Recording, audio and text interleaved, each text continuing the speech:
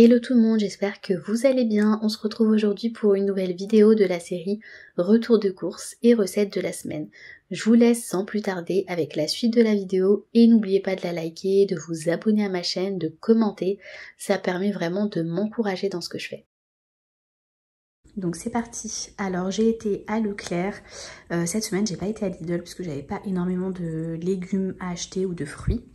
Donc on commence sans plus tarder avec, on va faire le frais, vu que je n'ai pas grand chose. Alors au niveau du frais, j'ai acheté du fromage râpé et j'en ai acheté beaucoup plus, hein, les mentales râpées, parce que moi je les mets au congélateur, ça m'évite en fait à chaque fois d'aller devoir en racheter, sachant que j'en utilise pas mal. J'ai pris pareil du fromage à pizza et de la mozzarella comme ça en petit dé. Donc ça va aller au congélateur. J'ai pris des petites tranches comme ça de mozzarella et de cheddar parce que je compte faire des burgers. Je ne sais pas si vous le verrez sur cette vidéo que je ferai dans cette semaine ou la semaine prochaine, mais j'ai anticipé vu que j'ai acheté le fromage, je me suis dit autant en acheter encore. Les œufs, donc j'ai pris deux barquettes d'œufs. J'ai pris de la chapelure panko. J'ai jamais testé et je me suis dit vu que je vais faire des nouilles, donc je me suis dit autant tester. Donc je vais faire ça avec des petites escalopes de poulet. J'ai repris du lait d'amande, donc j'ai pris, comme vous savez, moi je cuisine qu'avec du lait d'amande vu que on supporte pas trop le lait entier, enfin le lait normal. Le lait de vache, je vais y arriver. J'ai repris du décaféiné, donc ça c'est ce que je prends. Pour les nouilles que je vais utiliser, ce sera des nouilles de konjac. Voilà, c'est vraiment très peu calorique et du coup j'ai déjà testé et franchement j'aimais bien. Il y en a qui n'aiment pas parce que au niveau du goût, c'est vrai que c'est pas le même goût que les nouilles, mais moi personnellement ça ne me dérange pas. Au niveau, ensuite, j'ai pris, pareil, dans le sec, de l'huile de sésame. Ce sera pour la recette avec de la sauce soja sucrée. Alors, c'est dommage qu'ils fassent pas des petits conditionnements. Après, peut-être qu'il y en avait, mais vu que j'étais avec ma fille, j'ai essayé de faire au plus rapide. Mais je crois pas qu'il y ait vraiment des tout petits. Ce serait cool parce que, on n'en utilise pas des masses. Et vu que c'est pas censé rester ouvert non plus 10 000 ans, donc je sais pas. Dites-moi si en commentaire si vous savez si on peut en acheter des petits contenants ou alors faut que j'aille dans les boutiques asiatiques pour en trouver. Au niveau des légumes, j'ai pris des tomates. Donc j'ai pris un petit filet comme ça de tomates. Habituellement j'achète à Lidl, mais bon, je voulais pas faire deux magasins, donc je me suis dit autant acheter ici. J'ai pris des champignons bruns, donc des gros champignons comme ça. J'ai pris du chou chinois. Je crois que c'est comme ça qu'ils l'appellent. Ouais, un chou chinois. Et j'ai pris des patates douces pour ma fille, pour lui faire des petites recettes. Parce que par exemple, je vais pas lui faire de nouilles à sauter, des nouilles avec la sauce soja et tout, vu que il me semble que c'est pas recommandé pour les enfants de moins de 3 ans, mais je sais pas, si je me trompe pas, mais je préfère pas, donc je lui ferai juste des petites patates douces. Et j'ai pris des petites canettes de cola champion. C'est vrai qu'on aime bien ça avec mon mari, donc on s'est pris 2 canettes. Donc voilà, au niveau des courses, j'en ai eu pour à peu près 80 €. Donc ça monte très vite, hein. Je crois que la chapelure elle était à 4 €, c'était super cher. Peut-être qu'il y en a moins cher dans d'autres boutiques, mais vu que je suis partie... Bah alors, dès qu'il y a les courses, mon chat n'est jamais très loin. Il veut lui aussi regarder, faire le retour de course avec nous. Donc voilà, donc c'était assez cher. Pareil, la sauce soja aussi, les mentales, le fromage, c'est super cher. Donc voilà pour les courses. Je vous retrouve juste après pour les recettes de la semaine. C'est parti. On commence avec une première recette, donc du chili con carne avec du riz. C'est une recette très simple à faire qui est vraiment très bonne et vous pouvez même l'adapter pour une version végétarienne en enlevant la viande et avec les légumineuses, à savoir les haricots rouges et l'accompagnement du riz, vous avez quand même des protéines dedans. Pour commencer, dans une poêle, vous allez faire revenir avec un filet d'huile, un oignon, avec des poivrons. Donc moi j'ai pris un poivron rouge et un poivron vert, mais vous pouvez utiliser un poivron jaune, c'est vraiment selon votre goût. Je crois même que dans la recette, c'est des poivrons rouges et jaunes qu'on utilise. Et ensuite, je vais ajouter 2 gousses d'ail hachées. Je laisse revenir à peu près 3 minutes et ensuite j'ajoute la viande hachée. Donc j'ai mis à peu près 250 à 300 g de viande hachée. J'ai également mixé 2 tomates que j'ai ajoutées à ma préparation. Alors dans la recette de base, c'est du concentré de tomates qu'il faut mettre, mais je pense que là, vous commencez à savoir, si vous regardez mes vidéos, que je n'utilise pas de concentré de tomates, donc je remplace ça par des tomates fraîches que je mixe, ou alors également de la sauce tomate du commerce. Je mets ensuite mes épices, donc du cumin, du paprika, du poivre, du sel. Donc je mets l'équivalent d'une bonne cuillère à café. J'ai pas ajouté de piment, mais habituellement je mets un petit peu de piment de Cayenne. Je laisse un peu le tout mijoter pendant 5 à 8 minutes, le temps que la viande hachée cuise comme il faut, et ensuite je viens ajouter mes haricots rouges. C'était une boîte d'haricots qui était déjà pré-trempée.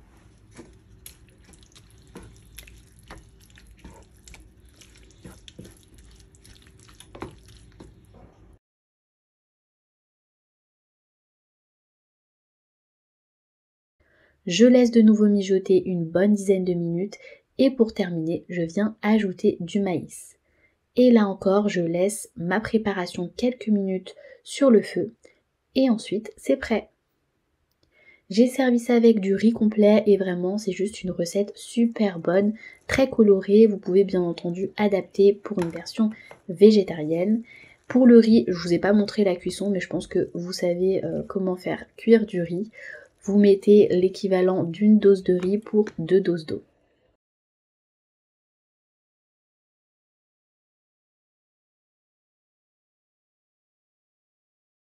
On passe ensuite à une recette de nouilles sautées aux légumes. Pour environ 2 grandes assiettes, comme sur la photo, j'ai utilisé donc 2 grosses carottes que j'ai coupées en lamelles comme vous pouvez le voir sur la vidéo.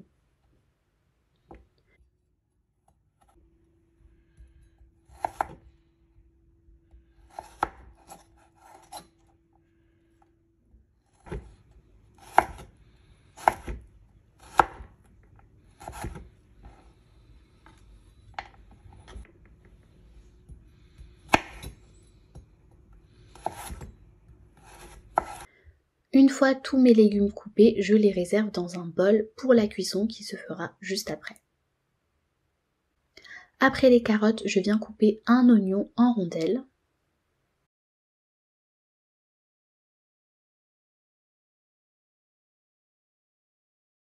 J'ai ensuite pris un chou chinois que j'ai coupé grossièrement, il était assez gros, donc j'ai seulement utilisé la moitié du chou.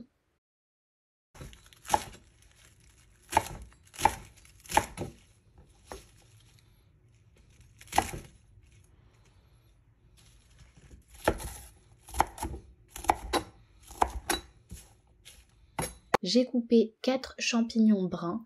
Vu qu'ils étaient assez grands pour certains, je les ai coupés en lamelles puis encore en 2.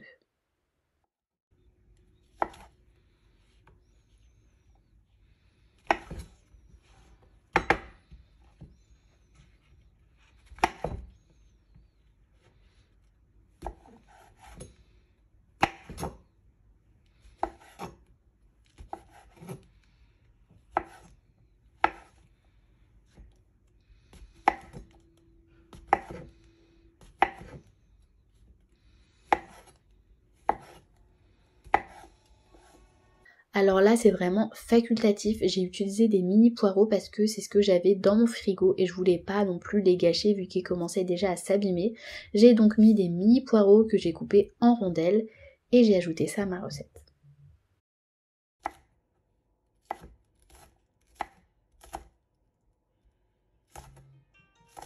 Dans une poêle à wok, vous allez refaire revenir en fait un peu d'huile.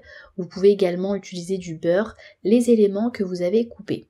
Si vous n'avez pas de poêle spéciale wok, vous pouvez très bien utiliser une poêle normale, ça fera aussi très bien l'affaire. Je mets donc dans un premier temps mes carottes, mon chou, mes poireaux avec l'oignon et je vais faire revenir ça quelques minutes. Ce sera vraiment selon les goûts de chacun. Si vous aimez vos légumes croquants dans les nouilles, vous réduisez le temps de cuisson. Si vous aimez qu'ils soient bien fondants, enfin assez cuits, vous prolongez. Moi j'aime bien quand c'est bien cuit, donc j'ai laissé le tout cuire pendant 4 à 5 minutes environ.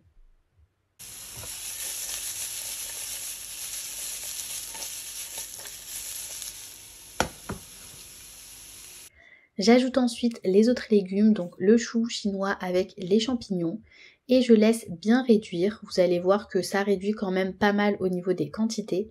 Donc si vous aimez qu'il y ait beaucoup plus de légumes, n'hésitez pas à rajouter plus que ce que je vous ai dit, parce que le chou a tendance à se rétracter énormément, les carottes et les champignons quand ils deviennent fondants. C'est vrai qu'on a l'impression que c'est une grande quantité quand ils sont crus, mais après cuisson il y en a beaucoup moins. Donc après c'est vraiment vos préférences.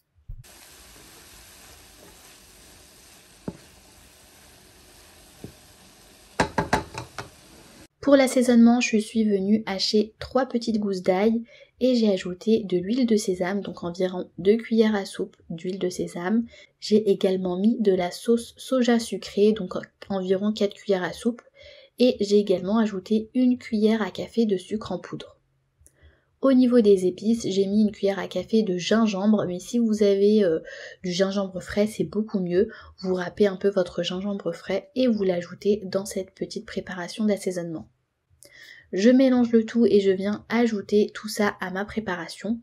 Pendant que mes légumes étaient en train de cuire, j'avais commencé à faire cuire mes nouilles de konjac.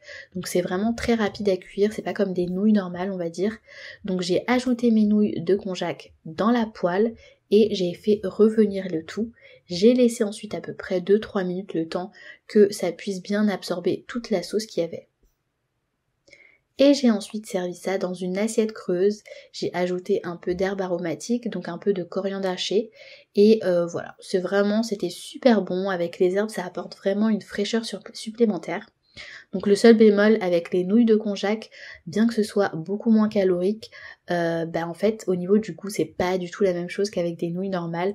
Donc si vous n'êtes pas dans une optique de manger moins calorique, je vous conseille d'utiliser des nouilles aux œufs, enfin des nouilles du commerce habituel, pour pouvoir avoir vraiment le goût des vraies nouilles sautées aux légumes. Un plat qui est très réconfortant durant ces périodes, donc lorsqu'il fait froid, et que je fais donc très souvent, c'est l'aloubia. Donc l'aloubia c'est un plat en sauce d'haricots blancs qu'on fait généralement au Maghreb et c'est vraiment très simple. Il faut juste mettre tous les ingrédients et laisser cuire le tout. Donc dans une marmite j'ai mis un oignon que j'ai mixé avec 2 tomates également mixées. J'ai fait revenir le tout dans de l'huile de tournesol et j'ai ajouté ensuite du persil et de la coriandre hachée ainsi que mes épices. Donc du sel, du poivre, du curcuma et du paprika. J'ai mis 1 cuillère à café de chaque.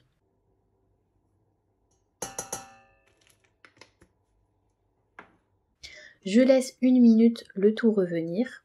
Normalement on y ajoute de la viande, moi là j'avais fait une version sans viande, mais habituellement je mets de la viande de veau et je l'ajoute à cette étape et je laisse revenir la viande dans la petite préparation également.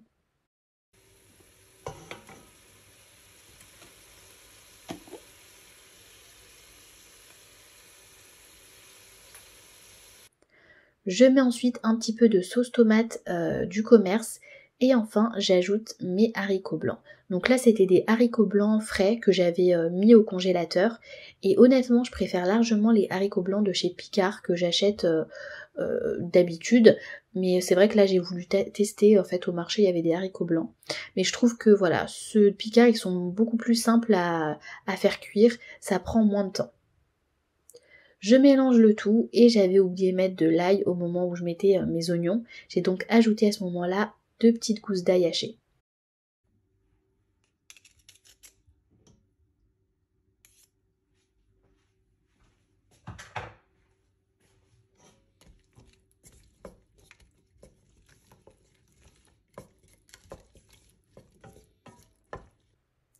J'ajoute ensuite de l'eau que j'avais mis à chauffer dans ma bouilloire. Je recouvre bien tous mes haricots blancs et je laisse cuire pendant 30 à 40 minutes.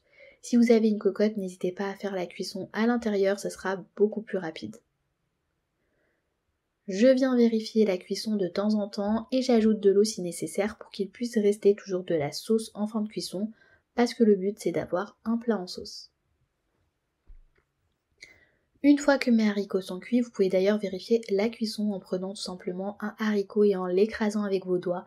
Si vous arrivez à l'écraser facilement, c'est que c'est cuit. Je viens ensuite rectifier l'assaisonnement si besoin, vu qu'on a ajouté de l'eau, peut-être qu'on a perdu en assaisonnement. Et vous n'avez plus qu'à servir, donc j'ai mis pareil dans une assiette creuse et en général on mange ça accompagné d'un bon petit pain.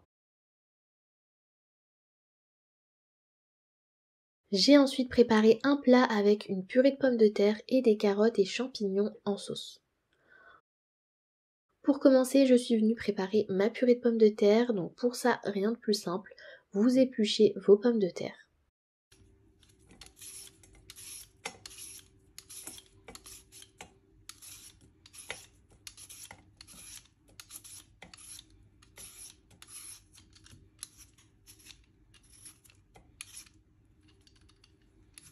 Une fois rincés, vous venez les couper en petits morceaux pour pouvoir les mettre à cuire dans de l'eau.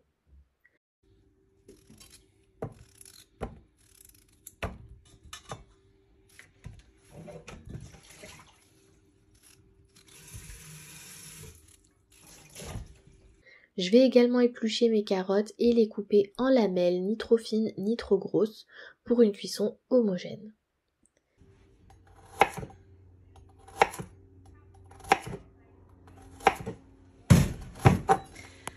Et j'ai également pris un oignon et des champignons bruns que je viens couper en lamelles.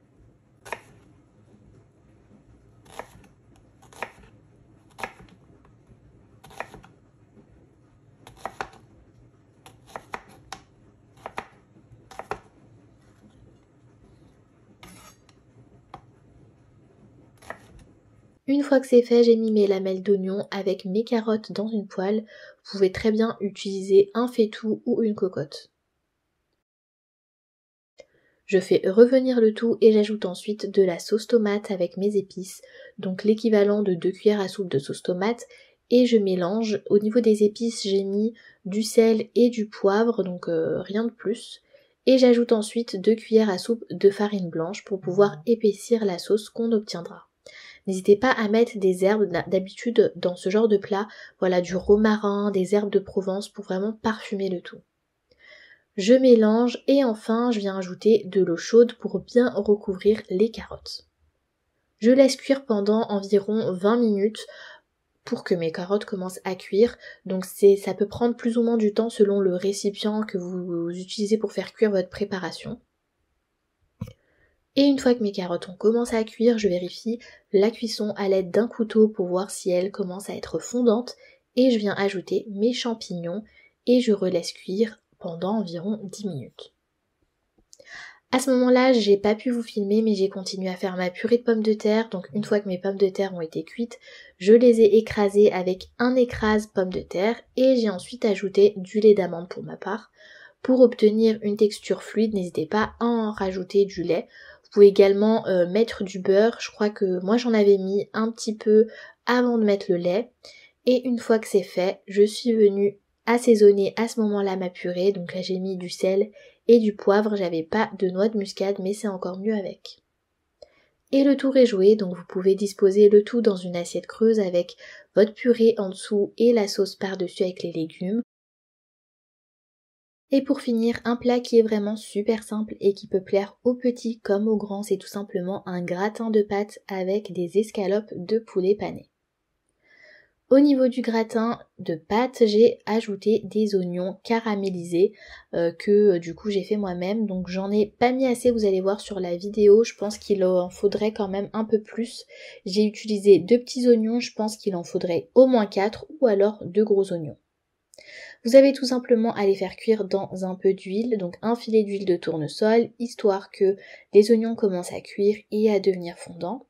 Et ensuite vous allez ajouter un petit peu de sucre. Donc moi j'ai vraiment mis on va dire moins d'une demi-cuillère à café de sucre. Si vous aimez vraiment le côté beaucoup plus caramélisé, n'hésitez pas à ajouter une cuillère à café. Et j'ai ajouté de l'eau pour laisser vraiment les oignons bien compotés.